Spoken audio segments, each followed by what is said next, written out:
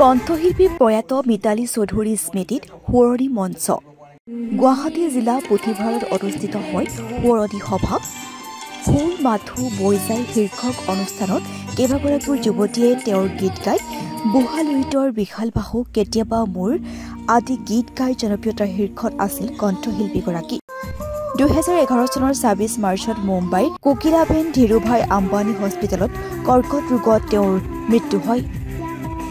আমি আজি মিতালী চৌধুৰী সাংস্কৃতিক মঞ্চৰ পৰা এটি বিশেষ প্ৰতিযোগিতাৰ আয়োজন কৰিছোঁ। আমি প্ৰতি বছৰেই আজি আয়োজন কৰোঁ। আজি আমাৰ তৃতীয় বৰ্ষ। যোৱা বিগত 2 বছৰ আমি পালন কৰি আহিছোঁ আৰু এই প্ৰতিযোগিতাত বিভিন্ন উদীয়মান কণ্ঠশিল্পীয়ে অংশগ্ৰহণ কৰে। প্ৰতিযোগিতাখিনিৰ লগতে এখন আমি সাংস্কৃতিক সন্ধিয়াও আয়োজন কৰোঁ, য'ত আমাৰ অসমৰ বিশিষ্ট শিল্পীসকলে ইয়াতে গীত মাত পৰিৱেশন কৰে। আৰু এই প্ৰতিযোগিতাখনৰ উদ্দেশ্য আমাৰ হ'ল যে আমি যিখিনি আমাৰ পুৰণি গীত আছে সেইখিনি আকৌ যেন আমি নতুনকৈ ৰাইজৰ মাজলৈ উলিয়াই দিব পাৰোঁ আৰু মানুহে যাতে সেইখিনি আদৰি লয়, সেইকাৰণে আমি এই প্ৰতিযোগিতাখন আয়োজন কৰিছোঁ।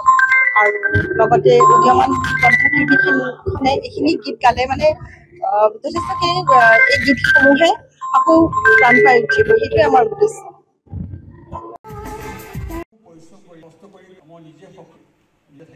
News desk report, DB news.